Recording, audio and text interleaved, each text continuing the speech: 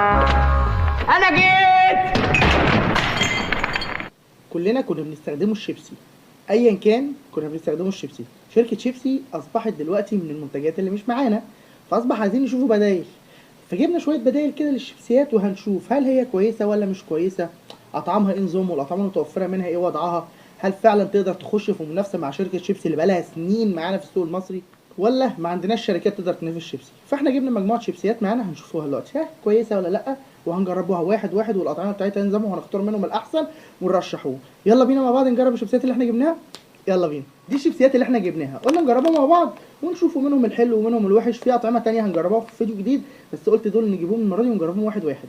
خلينا نشوف بقى مين فيهم الاحسن ومين فيهم الاوحش، وهل هيقدروا يحاربوا شيبسي اللي في السوق اللي اصلا بقت مقاطعه معانا. دي شركات كلها مصريه، فيهم منهم المتكرر يعني شركه تايجر وشركه بيك شيبسي اللي ظهرت جديد دي من فتره قليله. سمعت ان هي عامله عظمه بصراحه، فهنشوف بقى هي عامله عظمه فعلا ولا مجرد كلام وخلاص. يلا نبدا بواحد واحد مع بعض. ده اول طعم معانا، هما كاتبين ان ده انتاج شركه بيك شيبسي مصري 100% طبعا. عايز اقول لكم ان ده مش عارف انا يعني ايه بلسمنج، هو ده بيقول ان هو بالخل البلسمي، ومش عارف ايه ملح البحر ده، ده هيبقى الطعم عامل ازاي مش عارف. شايفين ده في منه اطعمه تانية، انا لقيت منهم طعمين بس جبتهم معايا. خلينا نجربوا اول طعم عامل ازاي. بيك شيبسي عامله حاجه محترمه يعني، شكل الكيس شكله محترم كده وشكله حلو. يلا بينا نجربه طعمه. اما الخل باين قوي قوي. ده شكل الشيبسيه فيه، شايف ان هي تخينه يعني، مش خفيفه زي منتجات شيبسي اللي متعودين عليها. حتى صوتها باين قوي. شوفوا الطعم كده. طعم الخل والملح فيها قوي قوي، بس خل وملح عاديين يعني، مش خل بلسمي زي ما هم قالوا ملح بحر.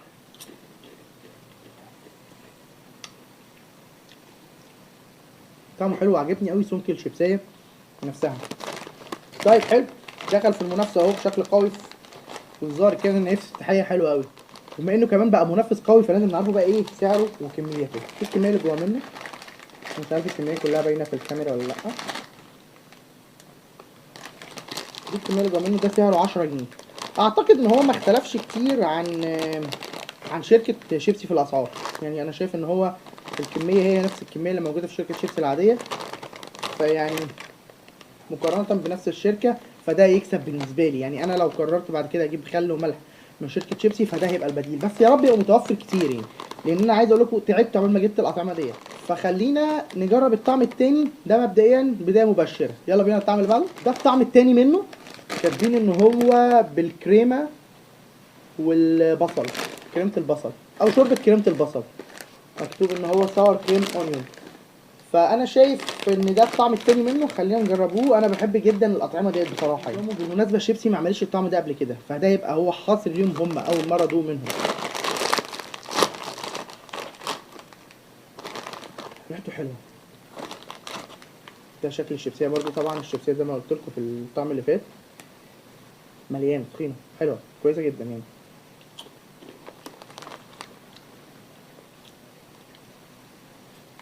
انا بحب الطعم ده جدا. الطعم ده طعمه مميز كده، انا بحب الاطعمه دي قوي، تحس ان هي طعمها مطرقعه كده.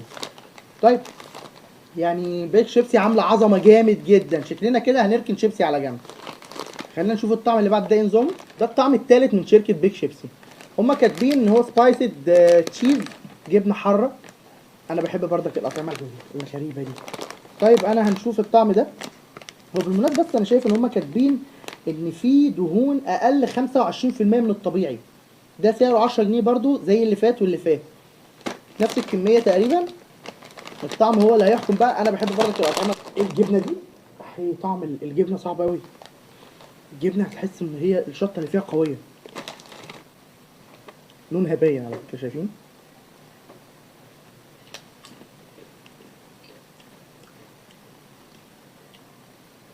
ايه ده؟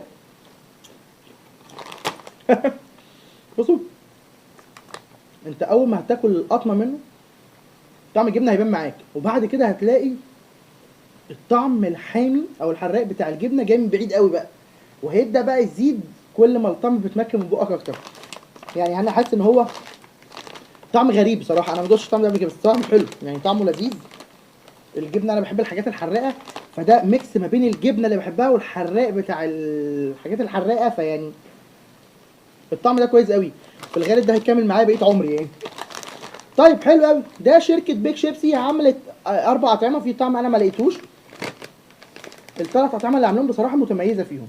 خلينا نجرب شركه تايجر. شركه تايجر برضك عامله حاجات جديده ثانيه هنجربها مع بعض. ودي كانت شركه بيك شيبسي، منافس قوي لشيبسي، وانا شايف ان احنا نركنه بقى شيبسي على جنب وخلينا في المصري تايجر. الغريب بقى في الموضوع اللي انا لسه ملاحظه دلوقتي ان نفس الخل البلسمي الملح البحر معمول برضو في شركه تايجر. الظاهر ان دي حاجه شائعه بقى، احنا ما كناش نعرف عنها حاجه.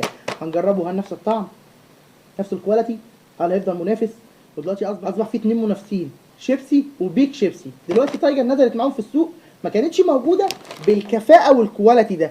حتى جوده الكيس شكلها حلو قوي. ده ب 10 جنيه برضه، هنجربوه مع بعض. ريحه الخل اقوى في ده. ده كرانش، بيتقطع بشكل كرانشي. خلينا ندوق الطعم. نسبه الملوحه بتاعت بيك شيبسي اعلى. تايجر ملوحتها تحس ان هي مظبوطه، الثانيه نكت كتير. ده الملوحه بتاعته مظبوطه، الخل مش باين قوي، الملح طاغي اكتر، لكن طعمه ممتاز على فكره. كده بقى احنا عندنا منافسين لشركه شيبسي في منتهى الشراسه. يعني انا شايف ان ده او بيك شيبسي الاثنين ممتازين بصراحه.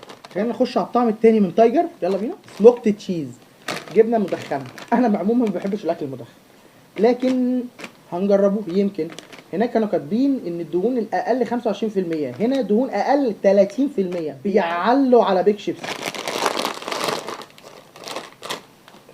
فعلا الريحه مدخنه فعلا، نفس التقطيعه اللي هي الزجزاج دي. الريحه مش عارف، انا مش حاببها بصراحه، بس هنشوف طعمها عامل ازاي. بسم الله.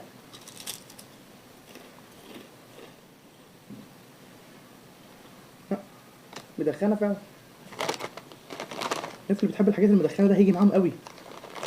يعني انا شايف طعم الدخان بتاع الروست المدخن مثلا، الجبنه المدخنه، الطعم باين جدا في الموضوع ده. طعمه حلو للناس اللي بتحب الحاجات المدخنه، لكن انا بالنسبه لي مش احسن حاجه، لكن في الباقي حلو جدا. طيب نخش على الطعم اللي معاه التاني. تايجر عامله شيبسي ستيك. شيبسي ستيك في منه طعمين تاني، الخل والملح برضو، والتوميتو تشيز اهو. ده سعره 10 جنيه بس. دوت انا جربته قبل كده بصراحه، وطعمه بالنسبه لي مميز جدا. يعني بينفع جنب اي اكل، اي حاجه بتاكلها، بيتزا مثلا، سندوتشات، اي حاجه بتاكلها بيبقى جنبها طعمه رائع قوي. خلينا نجربوه بقى مع بعض. بصوا دي الكميه اللي موجوده جواه. ده سعره 10 جنيه برضو. ده شكله جوه بصوابع كده. الطعم بتاعه ممتاز بصراحه. انا كنت مجربه قبل كده وبحبه جدا، وبحبه خصوصا مع اي اكل بيبقى موجود. لو انا بره او حاجه مش في البيت بضطر اجيبه مع الاكل، انه بيدي طعم الاكل حلو قوي. خلينا نجرب اخر طعم بقى. الشركه ديت عرفت انها مصريه، بس ما رضيتش اجيب منها منتجات كتير لان انا لسه ما اتاكدتش هي مصريه ولا لا، فجبت منها منتج واحد وهشوف لو مصريه نجيب بقيه المنتجات، مش مصريه يبقى كأننا ما شفناهاش. اللي يعرف اي حاجه عن الشركه ديت يا ريت يقول لي. الشركه دي اسمها بطاطسينو، زي ما انتم شايفين اسمها. في منها اطعمه كتير، ان هم كاتبين هنا في طعم الفلفل الحلو والحار، وهريسه حاره، وجبنه هالبينو، وصور كريم بالبصل، وسجق، وصوص رانش. انا ما اعرفش ده إيه نظامه، ولا اعرف الشركه ديت هي مكتوب عليها ان هي صنع في مصر، لكن ما اتاكدتش من دوت، فقلت اجيب منها طعم نجربوه. لو طلعت كويسه ندور على الاطعمه الثانيه ونكون اتاكدنا ان هي شركه مصريه. اللي يعرف بقى هي مصريه او مش مصريه يكتب لي تحت في الكومنتات عشان نجيب بقيه الاطعمه بتاعتها ونجربوها. فهنجربها مع بعض دلوقتي نشوف ايه طعمها. انا جبت الطعم دوت، ده مكتوب ان هو بالجبنه الهالبينو، فخلينا نشوفه طعمه عامل ازاي. ده مش شيبسي يا جماعه. بصوا دي مش عارف دي ده ايه، ده مش عارف.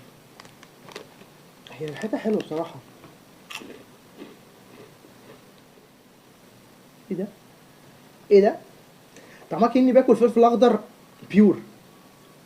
ايه ده؟ طعم الجبنه مش باين، وحتى القرمشه مش قرمشه شيبسي. انا مش قادر افهم ده عباره عن ايه. يعني ده مثلا سناكس ولا ده مش شيبسي؟ ده مش شيبسي. بصوا دي بالنسبه لي تجربه جديده. بالمناسبه انا لسه اخدت بالي ان المصنع موجود في حوش عيسى في محافظه البحيره، فدي طلعت مصري. لما انها طلعت مصري يبقى احنا هنضطر نجربها بعد كده. طعم الفلفل الاخضر باين فيها قوي قوي. طعم الجبنه جايه من بعيد كده مش باينه قوي. ده سعره 5 جنيه، فانا شايف ان هو لا مناسب وكويس وتقريبا لذيذ، طعمه لذيذ للناس اللي بتحب الحاجات الغريبه دي. فلفل اخضر، طعم الفلفل الاخضر، وطعم الفلفل الاخضر واضح كمان. طب ده كان نهايه الفيديو بتاعنا النهارده. ما تنسوش تعملوا سبسكرايب عشان تشوفوا اي حاجه جديده بتنزل. وحابب اقول لكم ان انا شغال جدا على الاضاءه والصوت بحيث ان هم يعجبوكم بشكل كامل والفيديوهات توصل لكم باحسن جوده. وحابب اقول لكم ان اي حاجه حابين نجربوها يا ريت تكتبوها لنا في الكومنتات، واحنا مبسوطين جدا لتفاعلكم معانا، وشكرا ان انتم بتتابعونا. وحابب اقول لكم سلام.